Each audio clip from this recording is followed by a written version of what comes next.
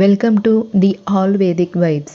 నసరావుపేటలోని బరంపేట ప్రాంతంలో ఉన్న శ్రీ వాసవి కన్యకా పరమేశ్వరి గోశాల గురించి ఈరోజు మనం తెలుసుకుందాం. జమ్మి చెట్టును శాస్త్రాలలో శమివృక్షం అని అంటారు. ఇది చాలా పవిత్రమైన వృక్షంగా భావించబడుతుంది. దసరా రోజున శమి పూజ చేయడం విజయానికి, ఐశ్వర్యానికి సూచికగా భావిస్తారు. మహాభారతంలో పాండవులు తమ ఆయుధాలను జమ్మి చెట్టు వద్ద దాచారని పురాణాలు చెబుతున్నాయి. అందుకే దీనిని విజయవృక్షం అని కూడా అంటారు. గోమాత మరియు జమ్మి చెట్టు రెండూ పవిత్రమైనవి. గోశాలలో జమ్మి చెట్టు ఉండడం ఆ ప్రదేశానికి మరింత ఆధ్యాత్మికత శక్తిని ఇస్తుందని భక్తులు నమ్ముతారు. జమ్మి చెట్టు చుట్టూ ప్రదక్షిణ చేయడం, నమస్కారం చేయడం వలన శని దోషాలు తొలగుతాయని విశ్వాసం ఉంది. గోమాతలను కాపాడిన గోపాలకృష్ణుడు అక్కడ ఉండడం ఆ ప్రదేశానికి మరింత ఆధ్యాత్మికత శక్తిని ఇస్తుంది. గోవింద, గోపాల అని నామస్మరణ చేస్తే మనసుకు శాంతి కలుగుతుంది. నసరావుపేటలో ఉన్న ఈ గోశాల గోమాతలను సంరక్షించే పవిత్ర స్థలం.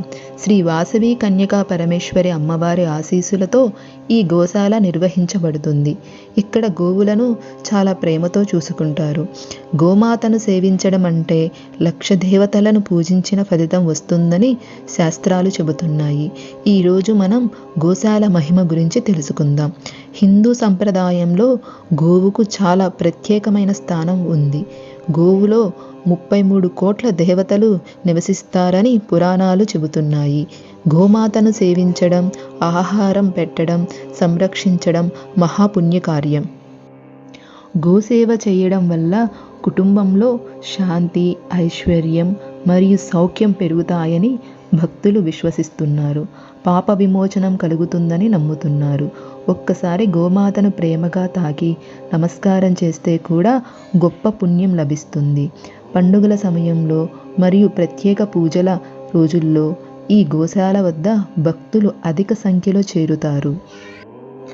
గోవులకు ఆహారంగా పచ్చిగడ్డి, గోధుమ పిండి, బెల్లం కొంచెం నీటితో కలిపి పెడతారు. ఇలా గోధుమ పిండి, బెల్లం కలిపి పెట్టడం వల్ల ఉద్యోగ ప్రాప్తి కలుగుతుందని భక్తుల విశ్వాసం. నానబెట్టిన ఉలవలు పెట్టడం వల్ల వృత్తి నందు నిలకడ కలుగుతుంది. బియ్యం పిండి, బెల్లం కలిపి పెట్టడం వల్ల మానసిక ప్రశాంతత కలుగుతుందని భక్తుల విశ్వాసం. టమాటాలు, అరటిపళ్ళు, దొండకాయలు మొదలైన కూరగాయలు ఇలాంటివి ఆవులకు ఆహారంగా భక్తులు పెడుతూ ఉంటారు. గోప్రదక్షిణ చేయడం వల్ల పాపక్షయము జరుగుతుందని, కష్టాలు తొలగుతాయని, ఐశ్వర్యం మరియు ఆరోగ్యం కలుగుతాయని నమ్మకం. ముఖ్యంగా అమావాస్య, పౌర్ణమి, శుక్రవారం, కార్తీక మాసం, ధనుర్మాసం, శ్రావణ మాసం లేదా పండగ రోజుల్లో గోప్రదక్షిణ చేస్తే మరింత ఫలితం ఉంటుందని పెద్దలు చెబుతారు.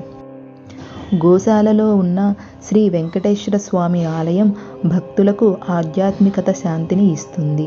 స్వామివారిని దర్శించుకొని గోమాతలను సేవించడం ద్విగుణ ఫలితం ఇస్తుందని భక్తులు నమ్ముతారు. శ్రీ వెంకటేశ్వర స్వామిని ప్రార్థిస్తే ఐశ్వర్యం, అభివృద్ధి, కుటుంబ సౌఖ్యం కలుగుతాయని విశ్వాసం.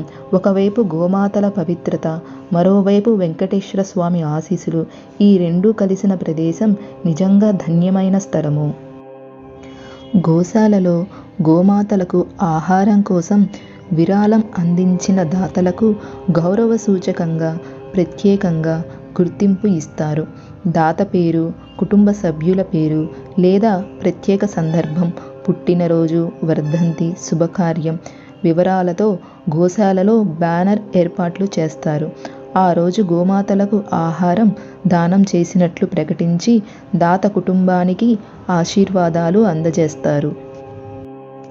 ఒకే ప్రదేశంలో జమ్మి చెట్టు, వేప చెట్టు, శ్రీకృష్ణుడు, శ్రీ వెంకటేశ్వర స్వామి మరియు పవిత్రమైన గోమాతలు ఒకే స్థలంలో ఉండడం వలన ఆ స్థలము చాలా పవిత్రమైనదిగా భక్తులు విశ్వసిస్తున్నారు.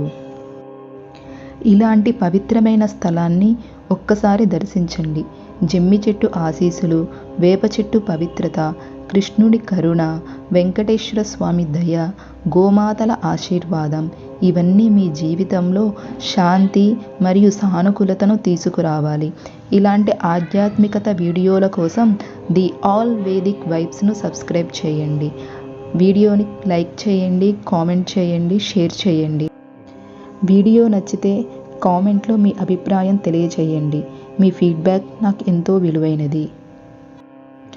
గోమాతలను ప్రేమతో సంరక్షిస్తూ గోశాల అభివృద్ధికి కృషి చేస్తున్న గోశాల అధ్యక్షులు చిలకల గురవయ్య బాబు గారికి హృదయపూర్వక నమస్కారాలు.